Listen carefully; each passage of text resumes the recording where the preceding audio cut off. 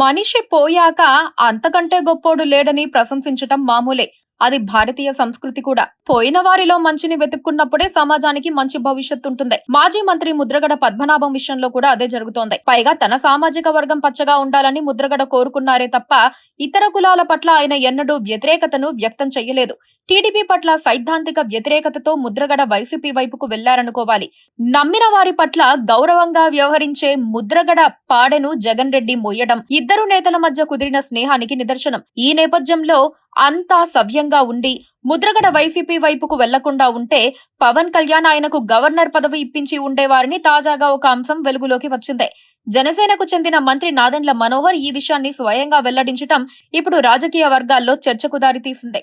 పద్మనాభం గారిని సంప్రదించి పార్టీకి ఉపయోగపడతారు, మీరు కలిసి ప్రయాణం చేస్తే బాగుంటుందనే విషయం ప్రస్తావించినప్పుడు ఖచ్చితంగా మనం ప్రభుత్వం ఏర్పాటు చేయబోతున్నాం. పద్మనాభం గారికి జనసేన పార్టీ నుంచి మాట ఇవ్వండి. కూటమిలో భాగంగా అటు భారతీయ జనతా పార్టీ ఇటు తెలుగుదేశం పార్టీతో మనం కలిసి ప్రయాణం చేస్తున్నాం.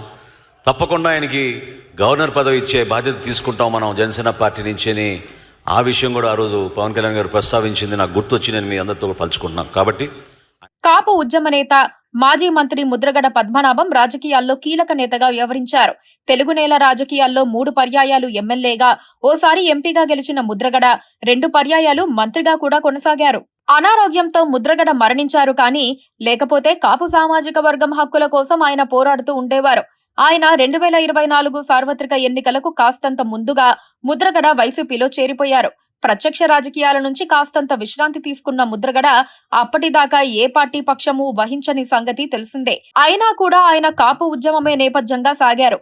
ఈ క్రమంలోనే 2024 సార్వత్రిక ఎన్నికలకు ముందు పవన్ కళ్యాణ్ ముద్రగడకు గవర్నర్ పదవిని ఇచ్చే విషయాన్ని ప్రస్తావించారు.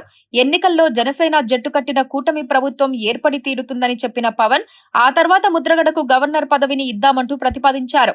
ఈ విషయాన్ని ఇప్పుడు తాజాగా జనసేన పీఏసీ చైర్మన్ ఏపీ మంత్రి నాదెండ్ల మనోహర్ ప్రస్తావించారు. కృష్ణా జిల్లా కైకలూరులో జనసేన చర్చా వేదిక పేరిట ఓ ప్రత్యేక కార్యక్రమం జరిగింది.